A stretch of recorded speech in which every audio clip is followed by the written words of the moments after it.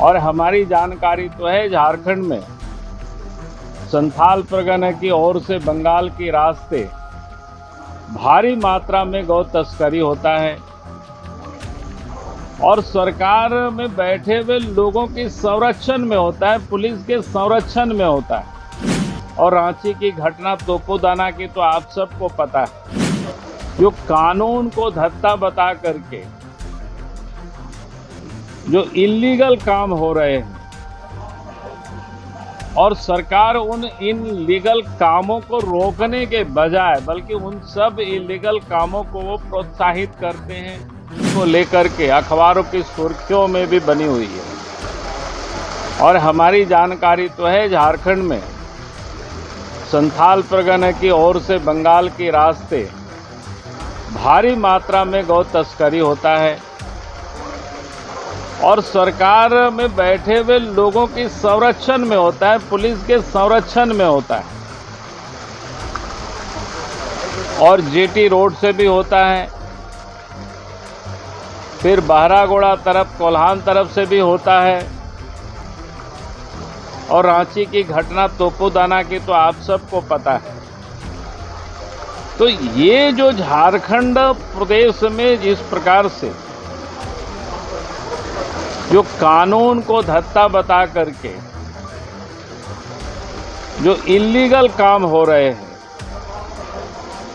और सरकार उन इनलीगल कामों को रोकने के बजाय बल्कि उन सब इलीगल कामों को वो प्रोत्साहित करते हैं। और जब इन सारे विषय पर चर्चा के लिए हमारे विधायक सदन में कार्यस्थगन प्रस्ताव भी लाते हैं और हम सब चाहते हैं कि भाई ये ज्वलंत मुद्दा है, अगर इन सारे सेंसिटिव इशुओं पर अगर हम शत्रु मुर्गों की तरह सर छुपा करके रहेंगे तो राज्य की हालत बद से बदतर होती चली जाएगी। और इसीलिए हम सब चाहते हैं भाई बाकी सामान्य कामकाज तो चलते ही रहता है, उससे कोई किसी को कोई विरोध नहीं है। ये सबसे जरूरी है जो कि राज्य की समाज की जो ताना बाना को जो समाप्त करने की कोशिश हो रही है और सरकार वैसे लोगों को प्रोटेक्शन दे रही है। और आज से नहीं, अगर आप याद करिए जब हेमंत सोरेन के नेतृत्व में सरकार बनी थी तो पहली घटना कहाँ हुई थी? लोहरदगा में सीएए को लेकर के, जब उस वक्त सीएए के समर्थन में जुलूस निकाला गया तो फिर दंगा फसाद हुआ, एक प्रजापति मारे भी गए थे, ये किसी से छुपा हुआ नहीं। उसके बाद कोरोना काल में भी आप सब ने देखा जो तबलीगी जमात के लोग आए हुए थे मजदूर कह करके और रात में उनको क्वारंटाइन करने के बदले बस का इंतजाम करके झारखंड सरकार के सीनियर मंत्री ने सबको झारखंड के बॉर्डर से बाहर निकाल दिया, अर्थात जो बांग्लादेश से आए हुए लोग थे कहीं तो पकड़ाए थे और बाहर कर दिया। वो आप देखें तो लगता है कि सरकार वोट के खातिर जो जैसा जहां जिसको मन हो रहा है वैसा काम कर रही है। आप सब लोगों ने पिछले दिनों देखा, खास करके उर्दू को लेकर के कई एक विद्यालयों में जो सामान्य स्कूल था, जो उर्दू विद्यालय भी नहीं था, उस पर चूँकि वहाँ मुसलमानों की आबादी अधिक है तो उसको उर्दू स्कूल लिख दिया गया।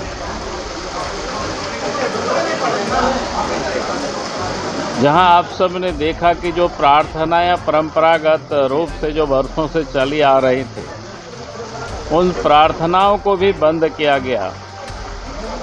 और जब भी कोई प्रार्थना करता है तो हाथ जोड़ करके प्रार्थना करता है, तो उसको भी आपने देखा होगा कि सब हाथ को जोड़ करके प्रार्थना को भी बंद कराना।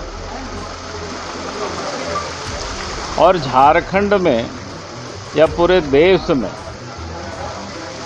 रविवार को छुट्टी है